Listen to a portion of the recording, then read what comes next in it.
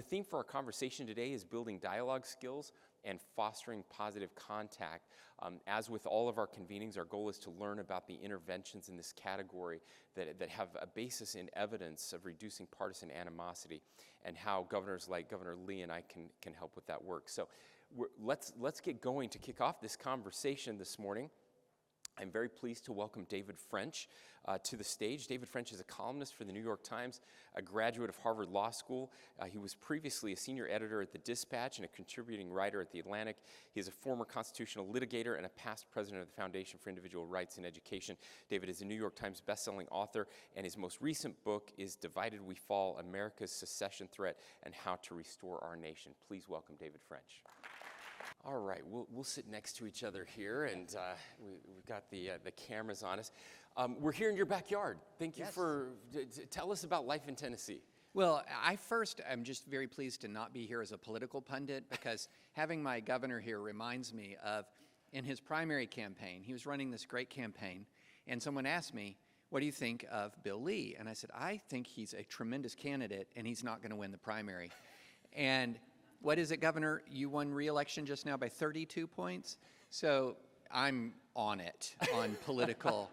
Dialed in. I'm dialed in on political prognostication, but that's not what we're here for. So, and I'm glad we're not here for that. But yeah. How long have you lived here in Tennessee? So I went to college here in Tennessee. My family is from Murray County. I've had a farm in Murray County since 1840. But I came back after being kind of up in the Northeast back in 2006. And so I have seen, and from 06 to 2024, I have seen Tennessee transform, especially this town. This town is fundamentally different. And now I like to say all roads lead to Nashville, but it's so hip now, I don't think they let you live here unless you have a tattoo sleeve. That's a prerequisite. It seems that way from my couple days here. It's been wonderful. Okay, I want to talk about your book. So, as I mentioned, the book is Divided We Fall: America's Secession Threat and How to Restore Our Nation. Can you talk about what prompted you to write this, and what are you seeing that worries you? Yeah, so I served in Iraq from 07 to 08 in Diyala province. This was the height of the surge. And one of my jobs when I served, I was a judge advocate, I was an Army lawyer, and I served with the 2nd Squadron, 3rd Armored Cavalry Regiment. And one of my jobs was I would get out and I would meet and I would talk to a lot of the tribal elders, the sheikhs, the people, the leaders in our area of operations. And this was the height of the Sunni-Shia civil war. And what was remarkable to me was how the Civil War was mischaracterized. People misunderstood it. It was often characterized in the international media as, well, the Sunni and Shia, they have theological differences. The Sunni and Shia, they have differences over power sharing in the parliament. Or the Sunni and Shia, they have differences over oil revenues or whatever. And all of those things are differences. I mean, Sunni and Shia differences go back centuries upon centuries. But what was really motivating the war was grievance. It wasn't political issues, it was grievance. It was the Sunnis killed my uncle or the Shia killed my nephew. And that was so much more difficult to deal with than a political dispute. You could reach a compromise around oil revenues. You could reach a compromise around the composition of the Iraqi army. It was very difficult to compromise with somebody who was feeling a burning sense of grievance and a desire for vengeance. And so I came home to the United States, and I came home in late 08, right before the 08 election. And over time, I began to see the same dynamic in America that I saw in Iraq. You had solvable political differences. There were very real differences between red and blue, but nothing out of the historical norms by any stretch. It's certainly nothing as dramatically different as abolition versus slavery, for example, in the 1850s and leading up to the Civil War. But what I saw was an enormous burning sense of grievance that the Democrats did this to us, the Republicans did this to us. And depending on which news bubble you were in, the grievances could feel extremely real and extremely one-sided. In other words, they are acting on us. And it began to really alarm me. And the more I dove into it, one of the first paragraphs of the book is I began to realize that there's no truly important social, cultural, religious, political trend that is pulling us together more than it's pushing us apart. And I would go and I'd speak around the country and I'd say, I'm writing a book and this is my thesis. There is no truly important social, cultural, political, religious trend pulling us together more than it's pushing us apart. And if you can tell me one, you destroy my book idea. That's my challenge. All of it. And nobody could come up with anything that was actually unifying us other than like specific moments, for example. And so even Taylor Swift didn't get us there. well, No. this was before Taylor Swift. Yeah, no, no, If you'd thrown out the Eras tour to me, I might have like. Yeah, but the right, we. But yeah, well, there are people who are anti-Taylor That's Swift. right. Yes. And so that's what inspired it, was I began to realize there's nothing really that's pulling us together at that sort of tidal level. And a lot of tidal forces are pushing us apart. Interesting. So you have, speaking of kind of right and left, the unique distinction of being canceled by both sides at various times. I'm in the middle of a cancellation right now. Yeah, Yes. congratulations. Thank you for allowing me to continue to speak. We're glad. I appreciate glad you're that. here. We appreciate that. You've had lots of practice navigating difficult conversations on again both sides of the aisle. Can you talk about persuasion and what you've learned about the ability to persuade people, or at least get them to listen to you? Yeah, I one of my roles in life is I'm a conglomerator and advocate of other people's good ideas. And this brings me to another person, Jonathan Haidt, the concept of persuasion. He wrote a book some time ago where he talked about persuasion as a rider and an elephant. Persuading a person is you're reaching a rider and an elephant. And the rider is the rational mind, right? This is the part that says 2 + 2 = 4. The Southeastern Conference is the best football conference. Like things like that are just pure rational thinking, right? And the elephant is everything else. The elephant is our upbringing, it's our geography, it's our ethnicity, it's our sort of the ethos implanted in us by our faith. It's everything else. And what Jonathan Haidt says is, if you just speak to the rider, if the elephant doesn't want to move, the rider's not moving. But if you speak to the elephant and you can get the elephant to move, the rider's coming along. Now, what he also, in explaining this further, but if you really want to fully persuade a person, if you're just speaking to the elephant, often that's manipulation, that's emotion, etc. You want to speak to the elephant and the rider. You don't neglect either one. And so the way I try to do it is just as a broad level, is I have a kind of a 3-step process that I think through. And it's affection, connection, and then reason. In a highly polarized time, people are very much on their guard. Very much on their guard, especially if they think of you as not necessarily with them.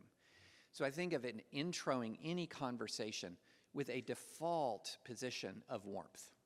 That's that even if you know someone is mad at you, angry at you, just defaulting to warmth. And then moving to what is it that can possibly connect us? If, in my part of the country, one thing that almost connects virtually every person, male and female, is you can start a college football conversation, right? There are things that, or if failing that, as our governor knows, we've had a lot of tornadoes. You can have a tornado conversation. My favorite is with all the California transplants. They're like, I'm free from wildfires and earthquakes. And I say, have you met my friend the tornado? And so affection, in other words, warmth, connection, which humanizes each of us to each other. And then reason.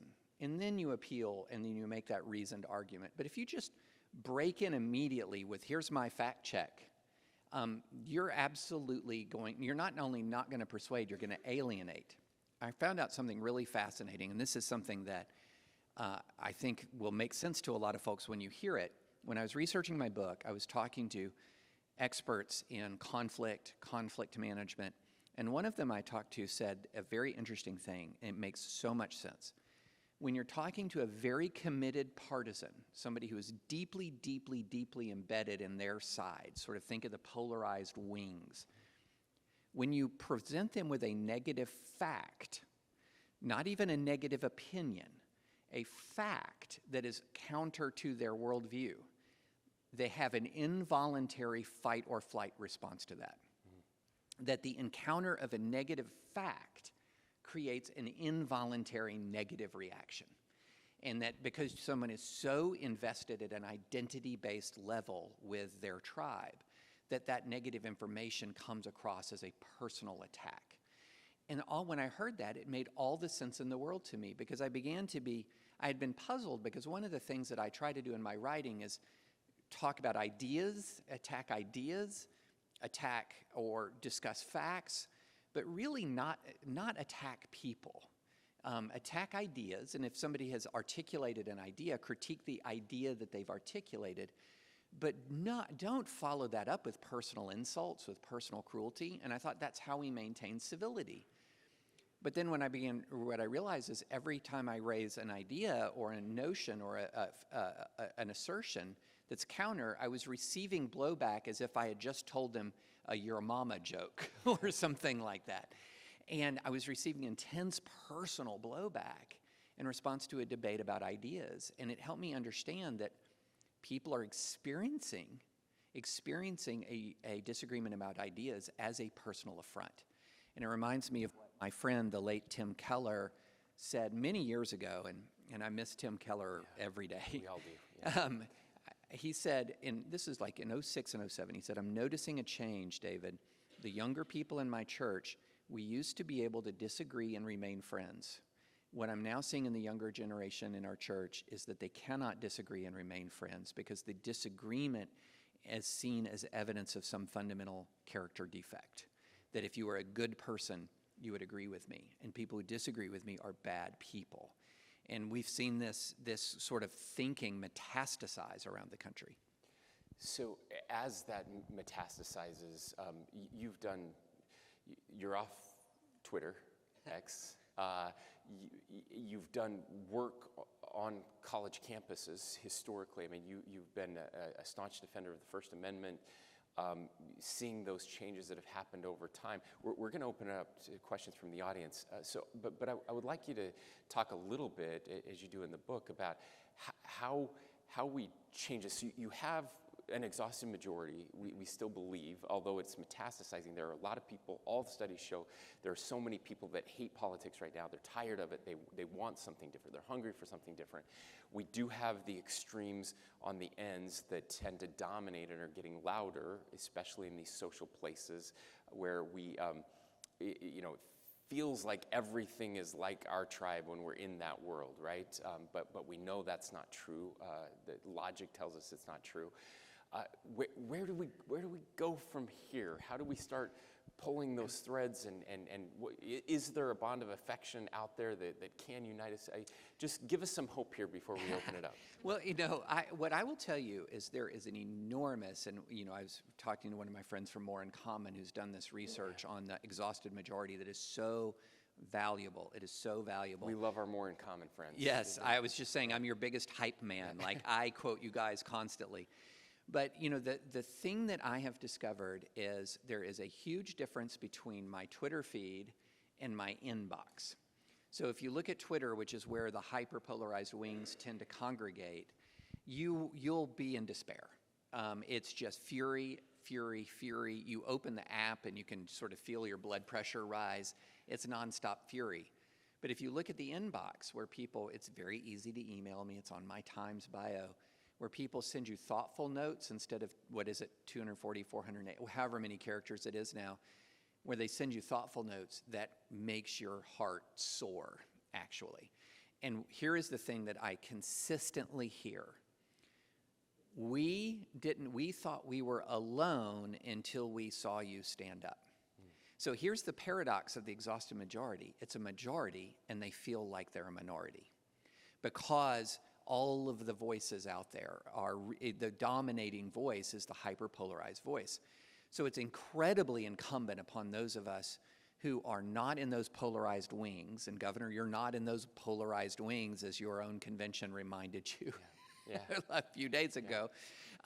If you're not in those hyper-polarized wings, it is vitally imperative that you speak, and you speak in accordance with your values. In other words, that you don't give in to the hyperpolarization, that you don't become the I am for the exhausted majority and the rest of you can go to, no, you can't be that, right? You have to be, advance and model the values you seek to emulate. And when you do it, you're going to get an enormous amount of incoming. It is going to feel utterly futile. It does. Yes. And the temptation is to Homer Simpson this thing. And by that I mean there's this GIF where you see Homer Simpson, he's got his eyes wide and he slowly backs into the shrubbery and he just disappears. That's the temptation. But you have to resist it. You have to resist it. And you have to understand while you're doing what you do, while you are governing in a way like our governor governs, really leading with concern for other people, you have to realize that when you do that, you're going to receive an enormous amount of incoming. But the fact that you don't yield to it is incredibly encouraging to an awful lot of people. And what I have seen is in community after community where the people who stand for the exhausted majority do truly stand. They do truly resist all the slings and arrows. That more often than not, I've actually seen them prevail. I've seen them succeed. We had a rough election down, and Tennesseans here will know about the election for mayor that we had in Franklin, where we had truly an extreme individual who was surrounded by like literally neo-Nazi security when she would go to candidate forums, had just an extraordinarily extremist record. When people stood up against her, they faced sometimes terrifying attacks from actual white nationalists, but they stood, and not only did they win, they won, I believe, at the end of the day, 80-20. And so sometimes it just takes that stand. But that's so easy to say. It's so hard. As you know, Governor, it's very hard to do because you will feel utterly alone when you're not. Thank you. All right, we want to open it up to questions from the audience. So, I think we have a microphone. Yep, Tim's got a microphone. He'll bring around. Anything you've ever wanted to ask David, please raise your hands, and we'll bring that around right now. We have one over here. I think we'll use the mics just for Thank you so much. Governor, great to see you. David, great to be with you. My name is Dana Malik, and you talk about attacking someone's idea, but not the person, but you've noticed so much that people are always feeling like their person is being attacked, even though your intention is just to critique the idea. Have you ever had an interaction with somebody where that didn't play out, where the person really did feel like you could hold them being a good human being in the same space as a critique of their idea? Or have you ever felt that from somebody? Like, what was the thing that made the difference? Yeah, I have actually had many conversations with people where when you begin with that sort of affection and connection, and then you move into the discussion of the idea, I have found that when you're just talking to regular folks, people are open. 9 times out of 10. Now, if somebody is a professional commentator, no. No. I have had situations where I've tried this. Like, I've gone on the podcasts, I've had all the conversations, I've had the dinner, and at the end of the dinner, someone will say, man, I so appreciate you taking the time, David. This was fantastic. I just really have better understanding. And then I'll open Twitter 24 hours later, and like I'm demonic again from the same person, So I kind of look at it like this. I'm a recovering litigator. And when I was litigating, I did not think that my goal of persuasion was to persuade opposing counsel, right? The person who was paid to oppose me. That was not my measure of success. My measure of success was persuading the judge and the jury, people who were there ostensibly with an open mind. And so I constantly have that in my mind. Am I talking to somebody who is, in essence, opposing counsel? In other words, they're so deeply invested, either by being paid or by just this is who they are, this is their identity, that it's really difficult to have the conversation. In that way, sometimes I just will back away from having the substantive conversation at all. It just feels futile. But if I have a slight glimmer of a hope that I'm dealing with a member of the jury, so to speak, then I'm diving in. I'm all in. And I have found that a lot of people who come across initially as extremely gruffly aggressive, which is sort of the political culture of the moment, if you can just get past that initial moment, you can really have a real conversation. And it's just very hard to get past that initial moment, because sometimes that initial moment can be a personal attack. And can you sort of turn the other cheek from that, take a deep breath, and press on is a key question. But I'm not going to pretend for a moment that everyone's persuadable. The more deeply someone is into their identity, the more deeply that they feel like by pandering to one side it secures their finances and their future, the less likely they are to be persuadable. But I try not to give up on people until I have, I call it, again, I just use too much lawyer language. This is what my editor says to me all the time. I'm banned from using the word moreover in the New York Times from now. But so I hate to use legal terms, but I have a rebuttable presumption of persuadability. In other words, when I approach somebody, there is a presumption that I can have a genuine conversation. And they can rebut it. They can rebut that presumption, but I'm going to begin with that as a presumption. Thank you. Other questions in the back there?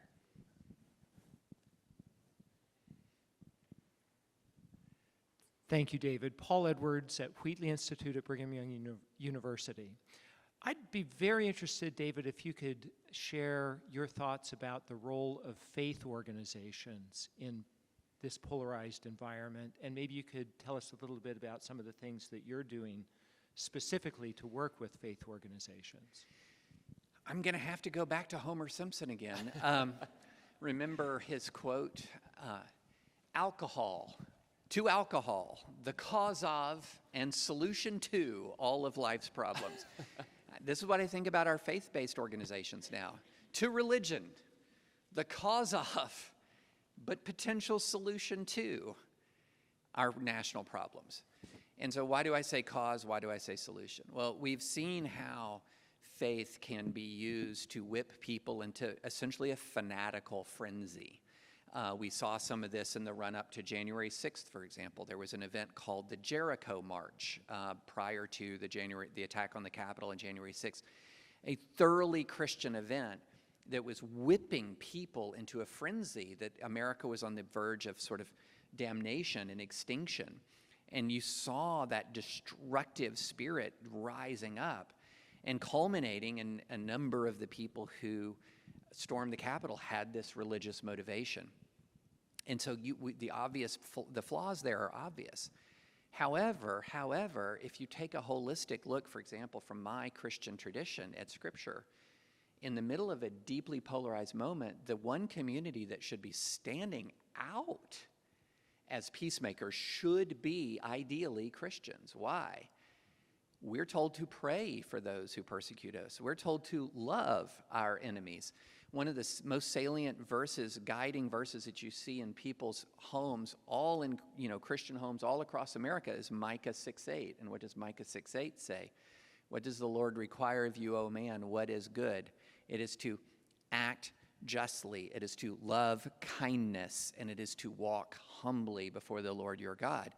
So a Christian who imbibes all those values would be like a oasis in the desert right now, because they wouldn't be forsaking justice, because you can't forsake justice for the sake of being nice, right? Justice matters. So you're not forsaking justice, but you're approaching it with a default level of kindness and then a humility that says, I don't have all the answers.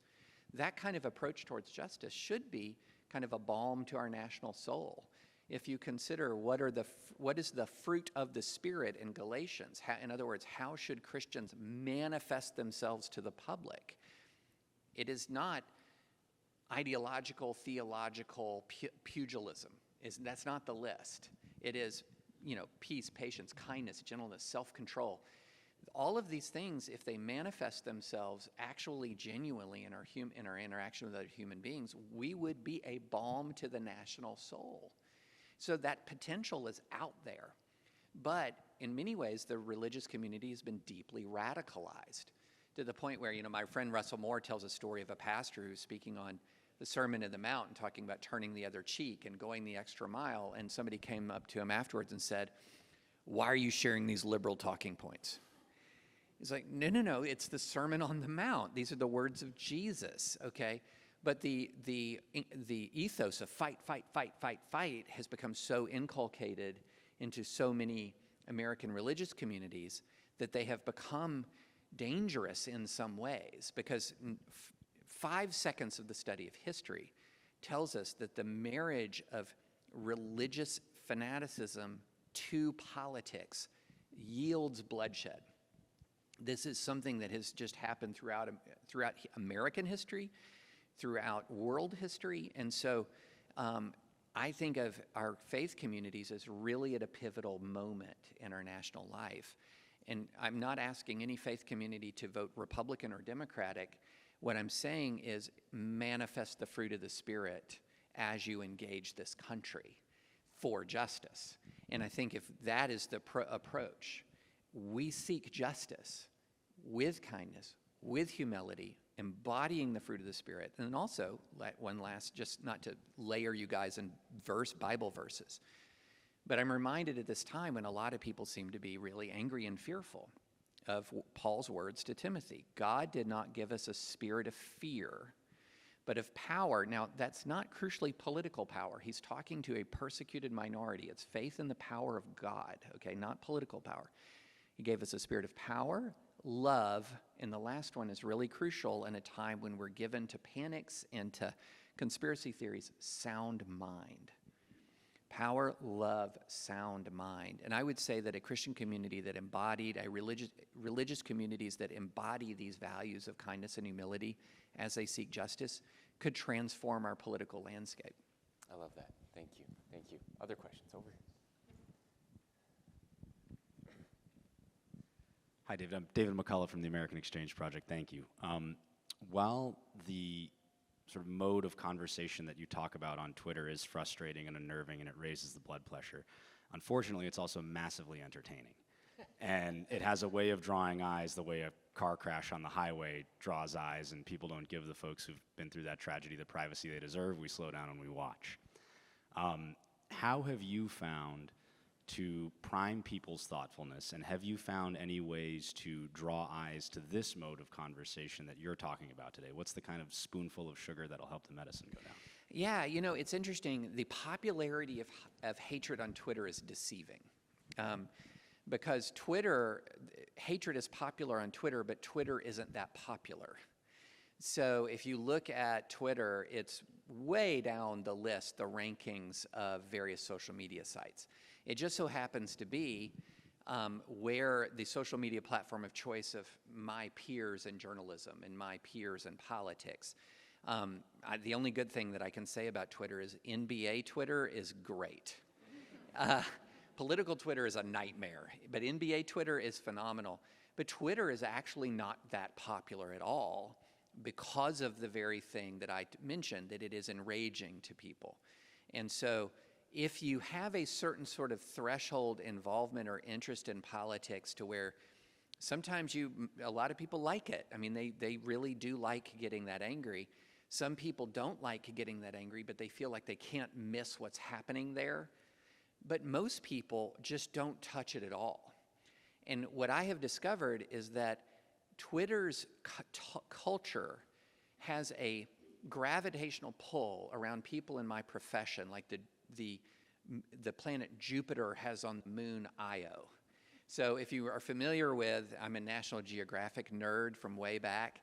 When the Voyager spacecraft went to Jupiter, it found this moon, or it zoomed in on this moon Io, that because of its location and the gravitational pull on Jupiter, it's just a volcanic nightmare. It's just constant eruptions.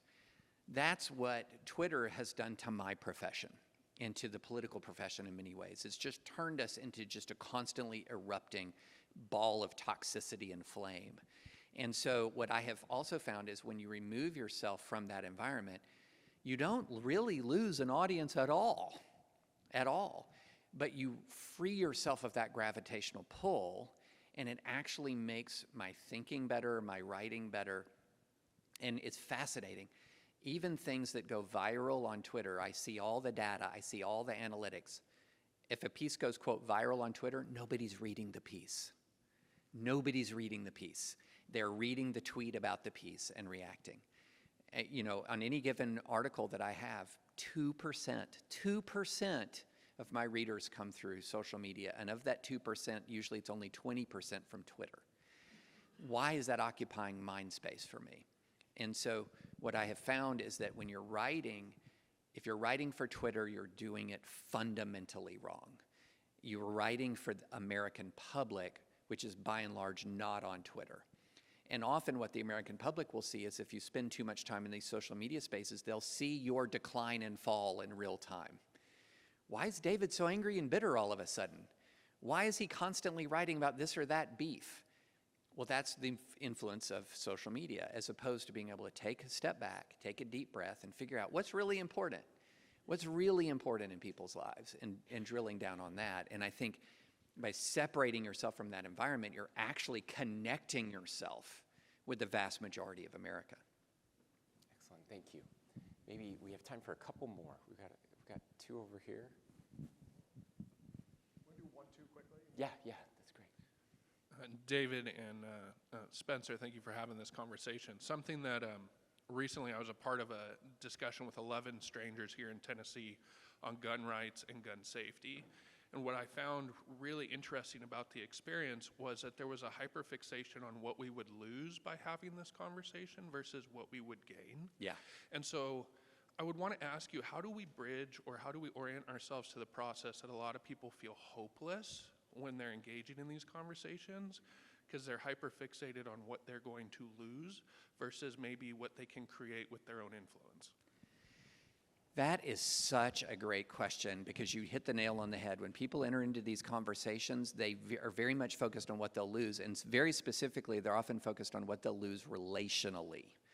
So if they have the slightest crack of compromise, the slightest bit of openness, they feel like they will lose friendships. This is something that's a super important component of what's happening. One of the best pieces of journalism that we published at the Dispatch was when my colleague Andrew Egger went and interviewed the quote-unquote front row Joes. These were the people who went to every Trump rally and were right on the front row together. And what he found was they came for Trump and they stayed for each other. They formed friendships. But they were very keenly aware if they moved away from Trump, what would they lose? All those friendships. And so one of the things that I'm constantly telling folks who are talking about family members or friends who seem lost, deeply lost in the moment, is as I say, you cannot replace something with nothing.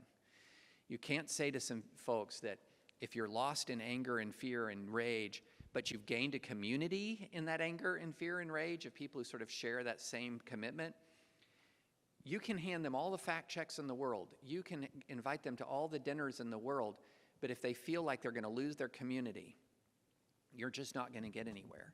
And so one of the things that one of my first responses when people talk about my aunt or my uncle or whatever who is going down that road, they say, what can I do? And my first response is always, how much time are you spending with them? In other words, can you be their community? Are you part of that community? Because it's a heavy lift to ask someone to lose their community. It's a very heavy lift. And so we have to not just speak truth, but we have to build relationships. One other thing on this is there's this fascinating study done by a coalition I'm a part of called New Pluralists and led by a group called Over Zero, and it's the American Belonging Index. And what they found is that most Americans are reporting a strong sense of non-belonging in one or more crucial areas of their lives. And those people who report non-belonging often tend to be drawn to more authoritarian movements. They tend to be more radicalized.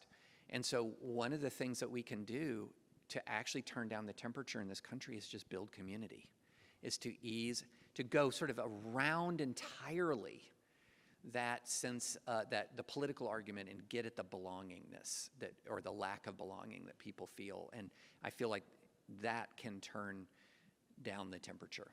And this goes back to your earlier answer as well. I think that the loss of so many of these institutions where we found belonging in the past, including our religious institutions, and the decay of it, as more people are leaving and those are becoming corrupted, it just makes things worse. If you're replacing church with your travel volleyball team, which is, let's be honest, what a lot of people are doing, you're changing a community that could be with you for a lifetime for a community that's with you for a season. And that's a very big difference. I mean, a very big change. And we talk so much about politics that we don't talk enough about the other tidal forces that are kind of pulling us apart, that are manifesting themselves in politics, but they're not the cause of it. Thank you. Another question. Hi, David. I'm Ariel, also participated in the Citizen Solution. My question for you is, how do you recommend the hush majority to sustain finding their voice once they speak up? That's a great question. So we have a collective action problem in the exhausted majority. Yes. We just really do. Because the operative word between, the most salient word between exhausted and majority right now is exhausted and not majority. And so what happens is, what happens to people who stand up against this moment actually serves to discourage the exhausted majority. So when you see some of the things that we've watched Governor Cox endure, the blowback that he endures, a lot of normal people say, I don't need that in my life, right? And so you'll have individuals who will stand against the tide, and they get withering incoming. And it serves as a deterrent to everyone else. And so what ends up happening is you have dynamics like I had when a conversation just not long ago with a doctor friend locally, where he said, David, I don't see how you do it.